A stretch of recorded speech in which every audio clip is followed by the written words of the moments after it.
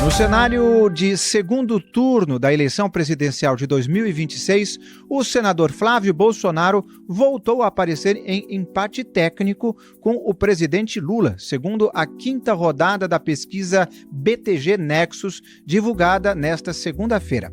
No levantamento, Lula tem 47% das intenções de voto, enquanto o senador registra 44%. Com uma margem de erro que é de 2 pontos percentuais para cima ou para baixo, os dois estão tecnicamente empatados.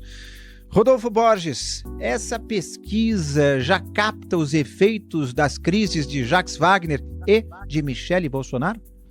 Provavelmente, mas o Instituto não fez perguntas diretas sobre o assunto, então a gente não tem como avaliar exatamente o que pode ser atribuído a cada uma das questões. É por isso que é importante, é interessante que os institutos de pesquisa perguntem sobre questões específicas.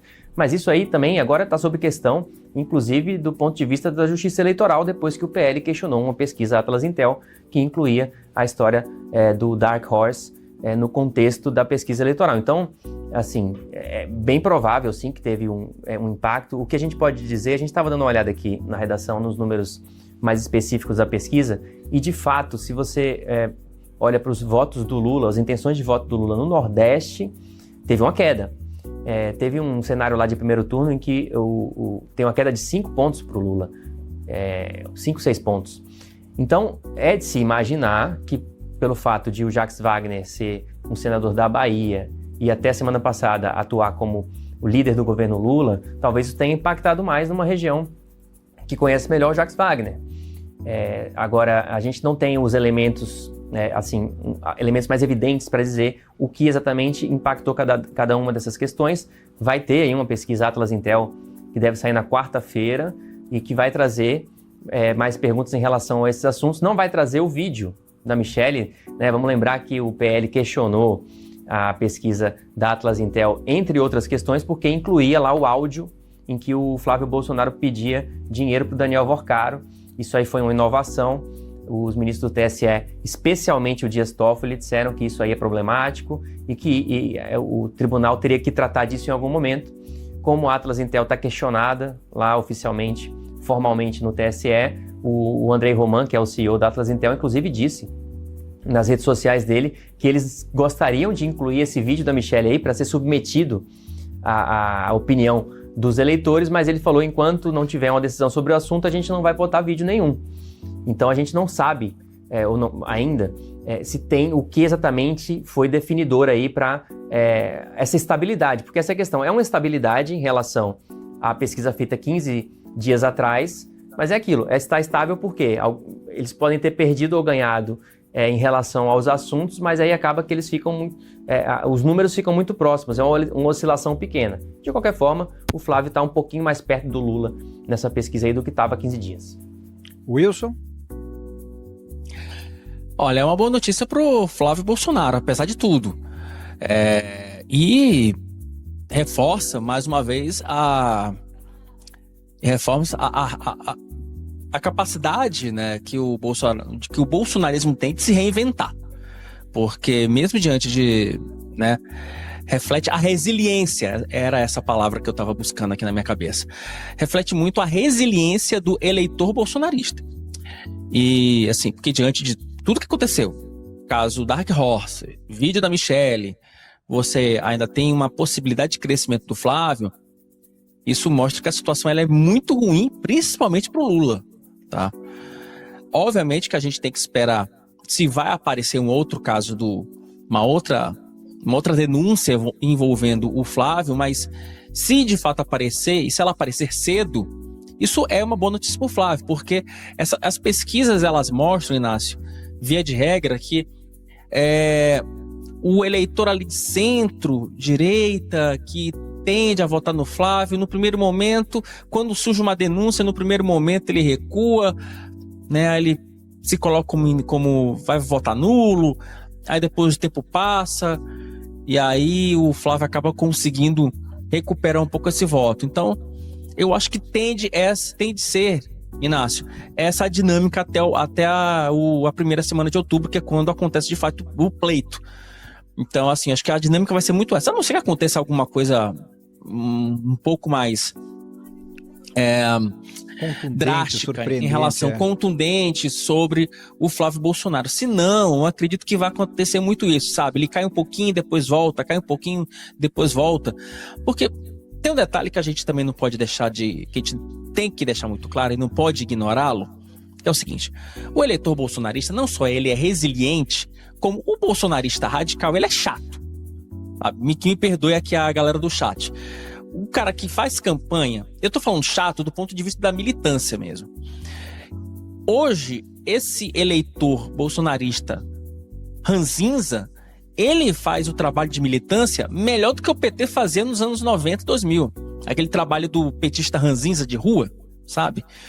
Então a gente não pode descartar o efeito desse eleitor junto às suas pessoas próximas. Wilson, mas não estamos em campanha? Não estamos em campanha.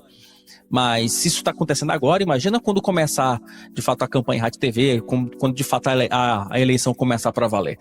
Então, de novo, foi uma boa notícia para o Flávio Bolsonaro, que realmente reitera a hipótese de que o eleitor bolsonarista ele é de fato muito resiliente, independentemente das circunstâncias. Ricardo Kertzmann.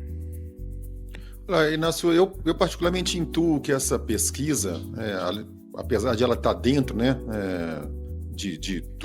do que a gente vem acompanhando nas outras pesquisas, há uma proximidade entre os números, mas essa nova aproximação do Flávio Bolsonaro em relação ao presidente Lula tem muito a ver com a queda do presidente Lula, pelo menos que essa pesquisa trouxe, com uma pequena queda do presidente Lula nas regiões norte, principalmente nordeste. E aí pode sim ser efeito de toda essa situação relacionada com o Jacques Wagner. Vamos lembrar que o Jacques Wagner foi governador da Bahia, é um político muito forte, muito influente na região nordeste, e aí sim, por esta queda do presidente Lula neste período que esta pesquisa retratou na região nordeste, pode ser que esse seja o motivo do Flávio Bolsonaro conseguir quase que empatar novamente. Mas como meus colegas já falaram também, as pesquisas elas vão se sucedendo e elas vão se sucedendo a partir, em alguns casos, de fatos explosivos, fatos que venham à tona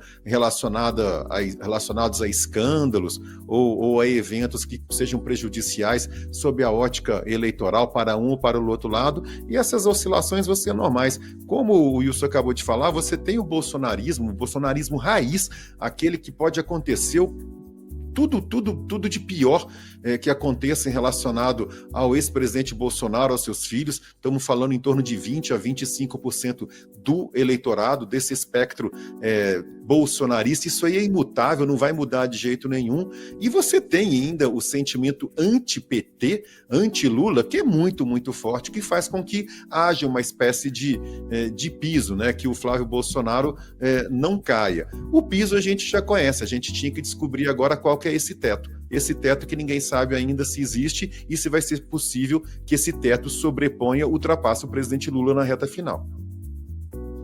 Para finalizar a análise dessa pesquisa, por enquanto, assim, cada pesquisa traz um dado diferente das outras. Essa aí, acho que trouxe um dado interessante, a gente destacou lá no site do Antagonista.